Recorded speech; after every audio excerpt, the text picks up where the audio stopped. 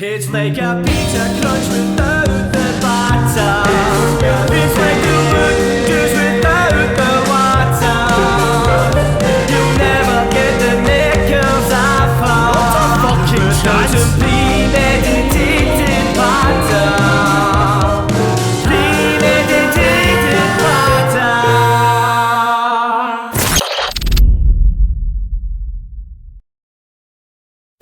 So how we doing, my wee Willy Winkies? It's been a while. Been a couple of weeks. I say that all the time. I'm just going to keep saying it. Should just get t-shirts made up with fucking "It's been a while." Paedophile. That's me saying it to you, by the way. But it's been a busy few weeks. Or if you've been following me on my social media, you know Some Boy Productions is off to a flying start. I've mentioned it before. I'm doing quite well with it, man. Really, really busy. But it's a good busy. I anticipated this.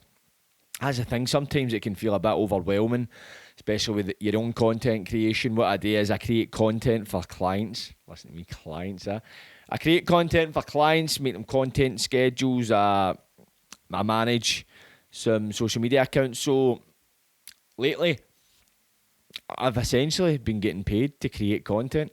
It's been fantastic. You sometimes kind of need to like ground yourself in reality and go, this is my job. The other day I was in here and I was recording a jingle, see, for one of my adverts. And I came into my wee studio. This is my studio here, by the way. Behind the camera, which you never see, is like a set of speakers, a laptop and a table.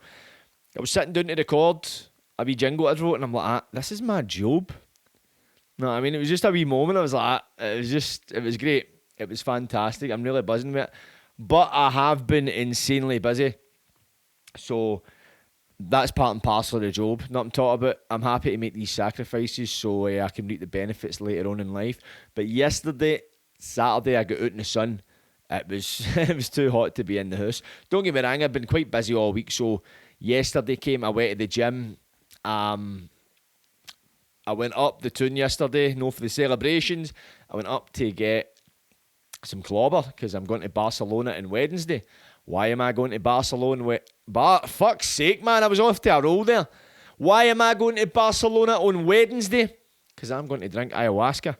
My long-awaited documentary is in the process of getting filmed, and Wednesday is when I set out to Barcelona.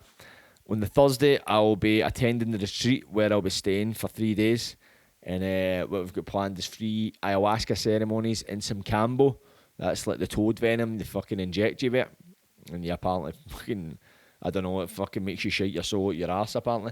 But I'm looking forward to it. I had to, so if you remember my last podcast, or one of the last ones, I was on the Carnivore diet. And I'll just say it, I lasted a week on that diet. I lasted a week, and I honestly don't give a fuck that I get up. That fucking diet was horrible. And listen, I'll say it right now, I only done it for a week, so maybe there was benefits. The time I was doing it, I didn't realise when I started the carnivore. See, when you're doing ayahuasca, you need to start a kind of diet, usually about a week before it, where you need to cut out all red meat, you need to cut out pretty much all dairy, all animal products, essentially a vegan diet. You can have chicken and fish if you struggle to cut out all your sources of protein. So I've been having chicken and fish.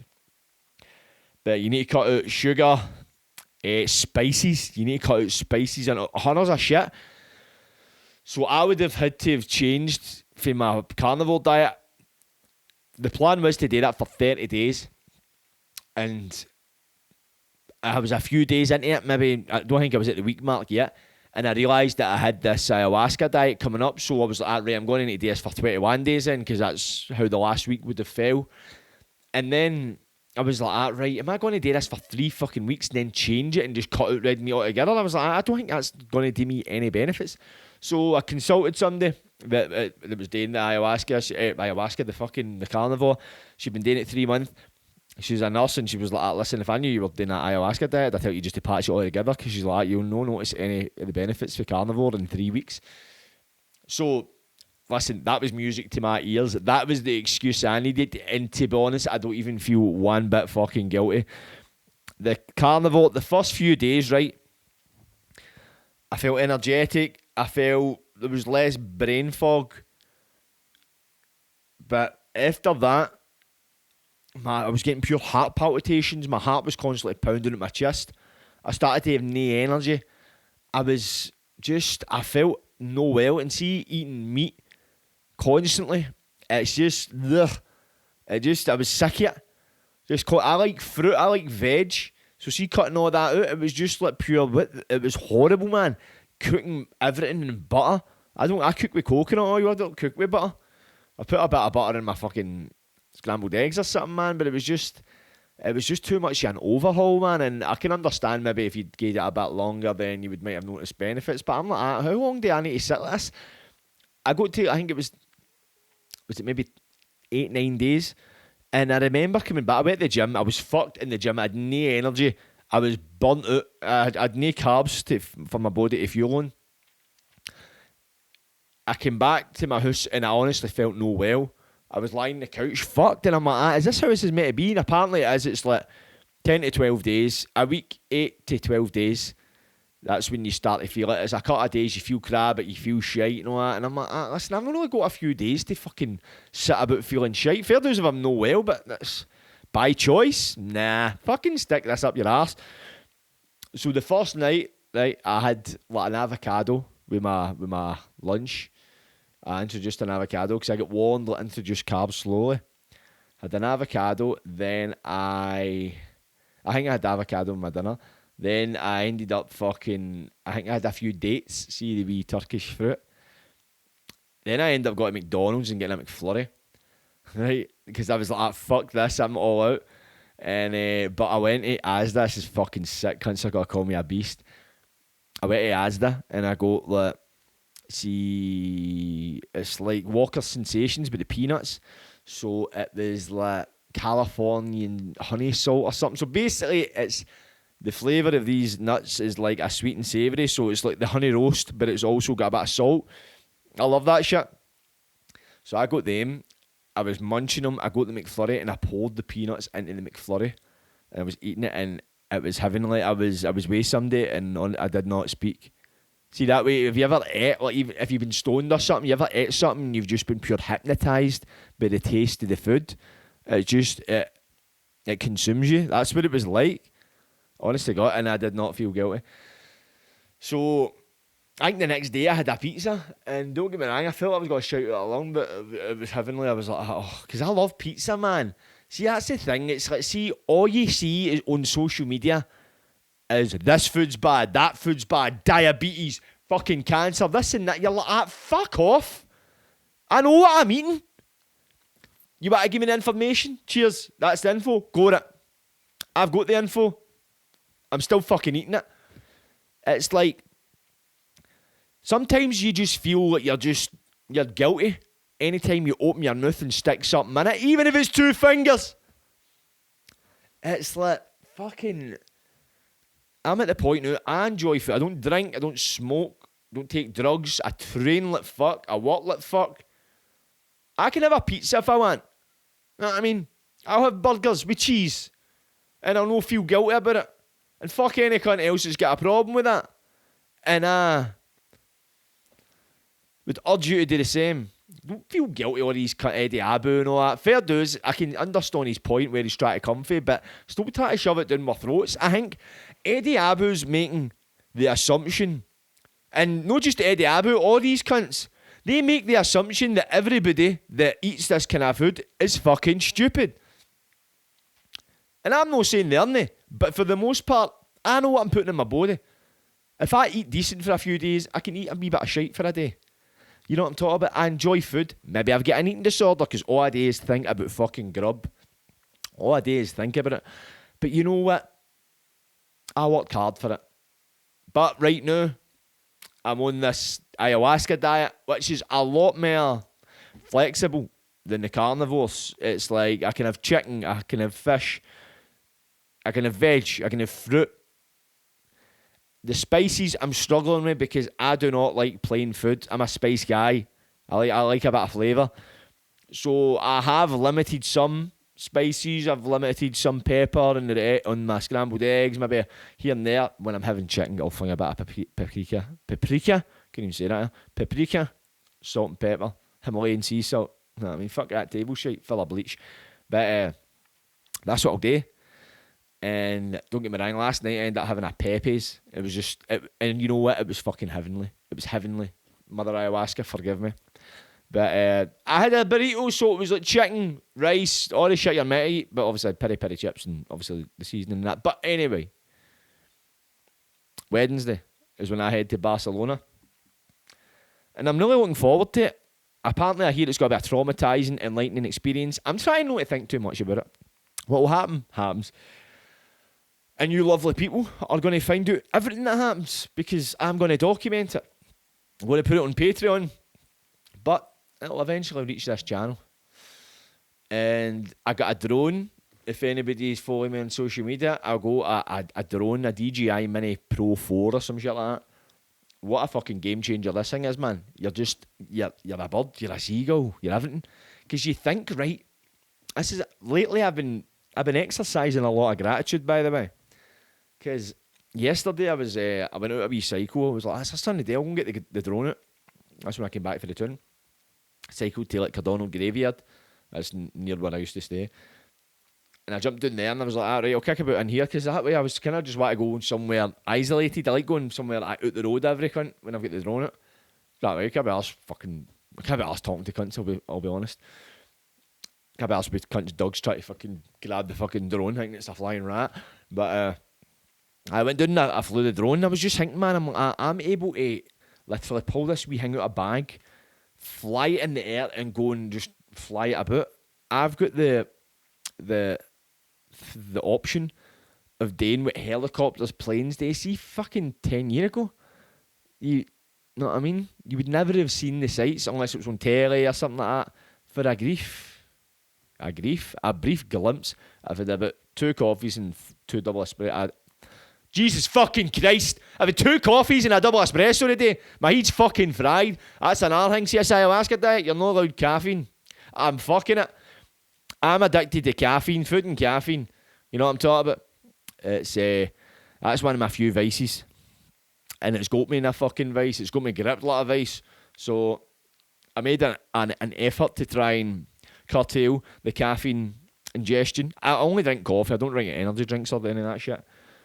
I managed 2 coffees the other day, and it's a double espressos. I didn't even feel like a bag of shite after it, man. I think it's just maybe a kind of, you know what I mean? That pure gremlin, that Smeagol that lies within. But anyway, drones, man, honest to God, fucking just, they open up a new world and see the shit you can do with this drone. It's fantastic.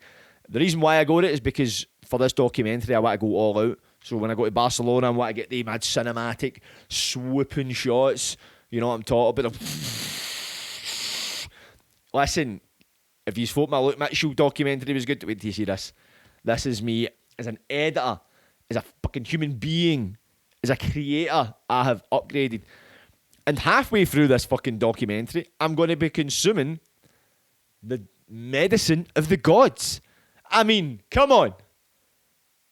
Come on. I'm going to be filming a documentary, right? And halfway through this documentary, I'm going to be ingesting an ancient jungle formula.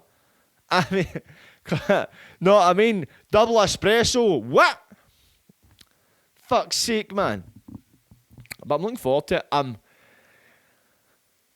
just going to let it flow. And see, the thing is, everything did flow. See, if anybody's watched it, if you've not watched it, check out my latest podcast with Tari and Boyd, where he talks about them flying a shaman in for the jungle to Poso.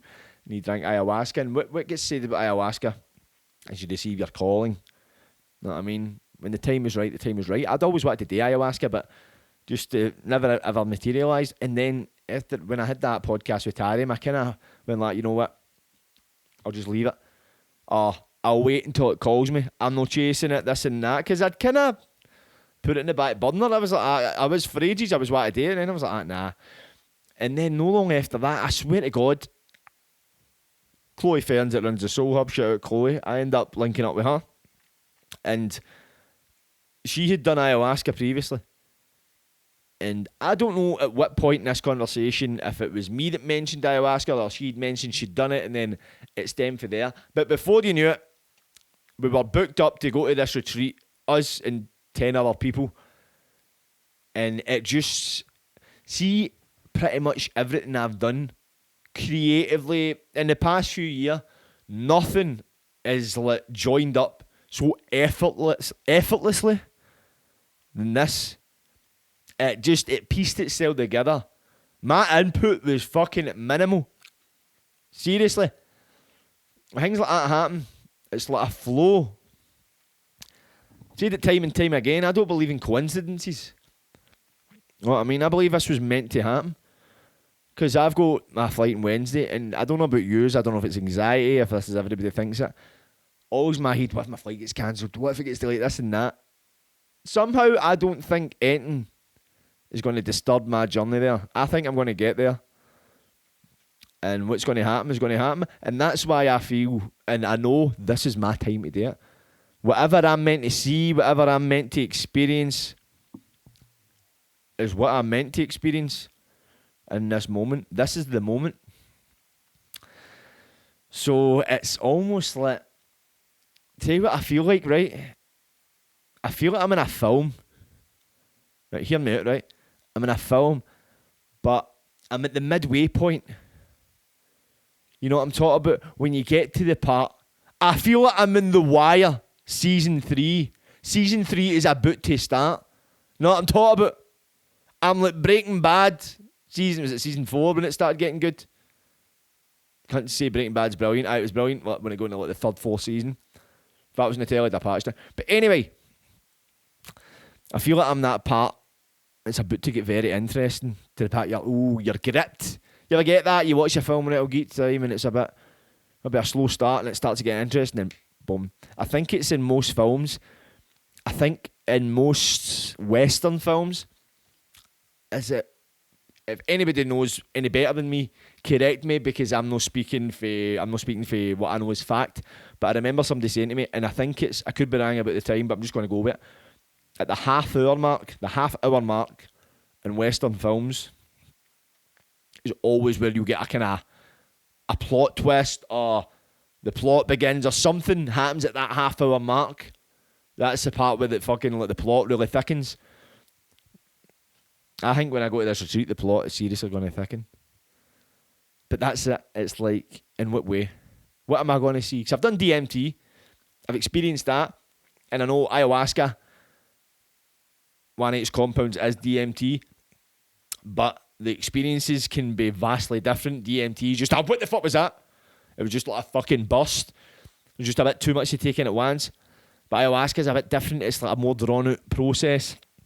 You really interact with yourself, your subconscious. But you hear so many different experiences, man. But when I done DMT, it didn't become recreational, but it was accessible on a recreational level. I could just phone somebody and get it there and then. You know, I did some DMT moment there. That's not really the case with ayahuasca. Ayahuasca has been a much larger, intense process. It's been a process. You know what I mean? And this is a process where it was first born a number of years ago. And that's what they say as well. The minute you decide, you commit to ayahuasca, is when it starts to have its effect. It's long before you drink it. Since I booked this retreat and I made sure I committed, we would get asked to pay a deposit. I paid it as soon as I could. Paid off the rest of it. Booked the flights, got the flights booked, just get everything to make sure that I was committed to going. Since I done that, my life is torpedoed vertically. Like with my work, I left my job. I had car troubles. I get a new car. I get a Vauxhall Corsa. Some people might not think that's a great car. It's a fucking great car for me. If I've had one motor, it's an upgrade. But it actually went to the garage. Here's a story. So I got this Vauxhall Corsa for Arnold Clark, right? I had it for 2 weeks, and the engine light came on. So I'm like, alright, phoned up Arnold Clark. They've got a 60-day guarantee warranty shite. So I phoned up and basically got it put in for a service. So I took it there, and they let us know basically, if anybody knows anything about motors, you'll probably know what this means. I don't know anything about motors, so I'll just tell you what they said. The ABS sensor, so that's like the anti-brake system, that was needing replaced, and so was the brake vacuum duct or some shit like that. So I was like, alright. they're saying, we've not got these parts, we need to order them in, our backlog or some shit like that. Basically translates to, we can't give you an estimated time of it being fixed. Is that right? So, what, I've not got a car? Because the thing is, see, with my production company, I need to travel fucking far and wide. I'm constantly, I can be darting from here to there. See, try to do that in public transport is a nightmare. That's why I go to the car. It's for fucking ease of access. And that way you can do public transport if I had to. But it really eats into your time travelling. And my time is valuable to me. Anybody's time is valuable to them. Should be to other people. But so anyway, I started phoning up like that, inquiring, should I get a courtesy car, this and that, and I was getting fobbed off, nobody phoning us back. Anybody that's fucking ever dealt with Arnold Clark, apparently this is quite a common thing. I eventually had to kick up fuck, phoned the branch I got it for, said I was returning the car, I had to write a big fucking email to customer service, all that shit. Long story short, they got me a courtesy car. It wasn't a courtesy car, it was a hire car. And it was a Nissan Duke, it was a 23 plate. It's a fucking belter, thing's a pure weapon. And I'm like, and I'm pure cruising about like it's the fucking G-Wag. It feels great. And it's just that way. It's like, even when I've got a wee issue, it leads to a bigger payoff. So in this time since I've committed to this ayahuasca, everything just went up. It's improved drastically in every fucking area. My relationships, fucking my finances, my career, fucking I've been opportunities. If you didn't notice, I was on STV, Scotland Tonight on Thursday night. If you want to check it out, I'm talking about rehabilitation. What things just popping up, man? And at the same time as I'm grateful, like, I'm not surprised. I've fucking worked for this thing. I've busted my hole for the past, 4 years. You know what I mean? I've worked hard for it, man. That's it. You work hard, you reap the rewards. But, so, as of Wednesday, another thing they ask is to kind of take a break for social media, just kind of stay away from social, just, it's the kind of stuff you're consuming. Try not consuming any negativity or that stuff. So, next Sunday, you'll probably not see me on this, but I'll make sure and give you an update as soon as I can. I will be, because I'll be preaching to the high heavens, but when I'm in this retreat, I don't want to be constantly on my phone. I kind of want to take a break for it all. Because as much as I love what I'm doing, and you can love what you're doing, but still need a break for it. You can love your children, but you still need a break for them. You can love the gym, but you still need a break for it. You can love your job, you still need a break for it. I love what I'm doing, and I love what I've done, and I'll continue to love it, but just right now, I'm going to use this time wisely to recharge the batteries, recover, because most times you're going on holiday, you're going to get blotto, you've got to get mad with it, you've got to do all this carnage and then head back, and I'm super come down back to reality. I'm going away to really, I don't even know how to describe it, how to put it into words. I'm going to go on this holiday and come back an upgraded version of myself. This is going to be the opposite. It's like a lad's holiday or anything like that. This is like a journey into spirituality. This is like an adventure into the unknown, and I don't mean the unknown as in leaving your job and going self-employed. I don't mean the unknown as in travelling to another country and immigrating. I'm talking about the unknown as in unable to be explained by science, logic, whatever you want to use as your kind of platform of explanation. This is like a fucking journey into the cosmos. You know what I mean? So I'm excited. I'm excited to see what I uncover, but I'm also realistic in the sense where I don't think it's going to be sunshine and rainbows. Probably periods of it that are really dark, where I need to kind of venture into myself. But as I say, one of the women that are running the retreat, we've been basically having like a weekly Zoom call with all the people that are participating, and just to kind of break us in and get us comfortable with the process and just prepare us. And we met one of the shamans, and they were saying it's like imagine your brain's like a microchip. It's like taking that chip out and upgrading it. That's what ayahuasca does for you. I mean, my brain is high functioning at the best of times. So I'm very curious to see that upgraded. But right now, tonight, I'm going to see A Night with Michael Franzese, hosted by Sean Atwood.